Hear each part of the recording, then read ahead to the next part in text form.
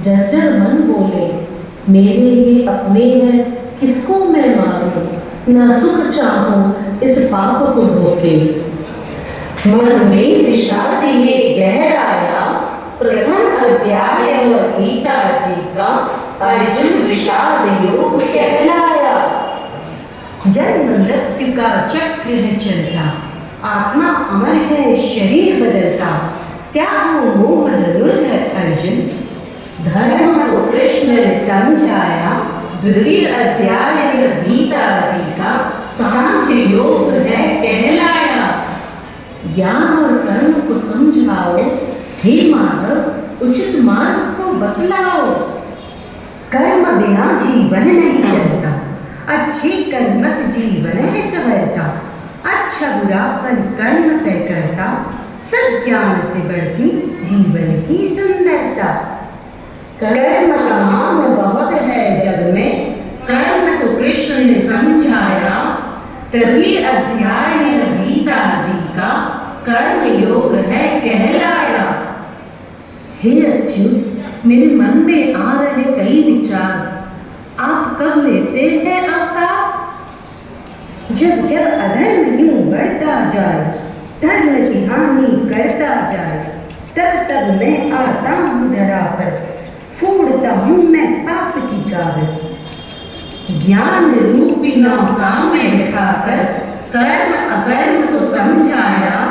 गीता जी का चतुर्थ अध्याय ज्ञान कर्म संन्यास कहलाया। हे पुरुषोत्तम, कर्म और संन्यास ने दोनों में से कौन सा योग है उत्तम? हे पार्थ, जो प्रिय पाकर होते नहीं हर्षित, दुख में भी जो होते नहीं विचलित, जो काम और क्रोध के वेग को सहते, हर क्षण हर कर्म में मुझको ही भजते, जो दोनों योग में रम पाया, उनके ही मन में हूँ मैं समाया। पंचम अध्याय गीता जी का कर्म संन्यास योग कहलाया। हे कृष्ण, पर मन होता है चंचल, वायु वेग सा करता है कलकल, वश में करना बहुत कठिन है, मोह से हो जाता छिन-छिन है। योग से अपने को साध लो अर्जुन, धर्म कहे उस कर्म को तू चुन। चालक जैसे जब गाड़ी चलाता, हाथ व्यस्त है पर मुख से बातें बताता, कृषक खेत में बैलों को चलाता, जोतते जोतते राही को राह में बताता। कर्म चला है देखो निरंतर, अभ्यास से दूर हो जाते हैं अंतर। हे कृष्ण, यदि साधक विचलित हो जाता तो क्या था, दुर्गति को पाता? नहीं धनंजय, वो साधक कभी भ्रष्ट न होता, भोगता है वह जो कष्ट है होता। जन्म लेकर फिर मुझको ही भजता, उसका जीवन फिर सुंदर सजता। ध्यान योग के संग में माधव ने संयमता को समझाया। षष्ठम अध्याय गीता जी का आत्म संयम योग कहलाया। हे माधव, जो जन दूसरे देव को पूजे वो मानव क्या है पाता, और कैसे होता है आपके भक्त का जीवन जो केवल आपको है ध्याता? जो जन जिस देव को ध्याते, कामना पूर्ति फल को पाते, पर जो केवल मुझको ध्याता, भवसागर से वह पार हो जाता। जैसे एक सरकार के अनेक विभाग में क्षणिक होते हैं काज, पर जो पहुंचे सीधे सरकार के पास, मिल जाते हैं उसे सारे सुख के साज।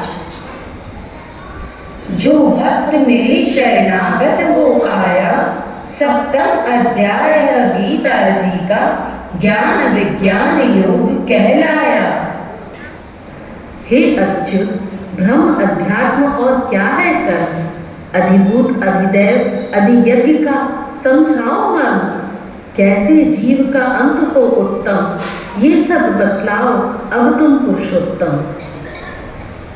हे अर्जुन, कभी न होता जिसका चरण, हृदय में सदा हो जिसका रमण, वो परम ब्रह्म अध्यात्म कहलाता है स्वभाव, कर्म में करने का भाव।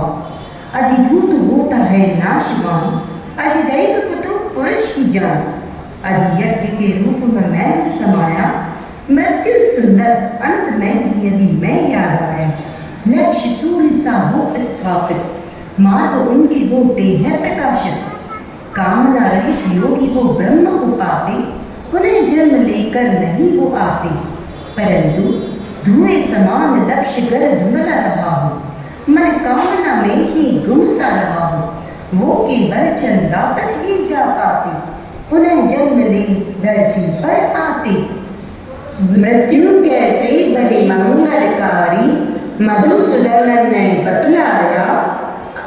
अष्टम अध्याय गीता जी का अक्षर ब्रह्म योग है कहलाया। हे योगेश्वर, क्या दुराचारी यदि आपकी शरण में आता तो क्या वह सद्गति को पाता? हे अर्जुन, जो जीवन में जैसा करता उसका जीवन फिर वैसा सजता। जैसे गाय के थन में चींचड़ रहते, दूध न पीकर खून वो पीते। नहीं गाय की ये विषमता, चींचड़ खुद ऐसे कर्म में लिप्त था। पर यदि दुराचारी भी भजता मुझको अनन्य भाव से, वाल्मीकि सा वो बन जाता, उसकी गाथा गाते सब आदर भाव से।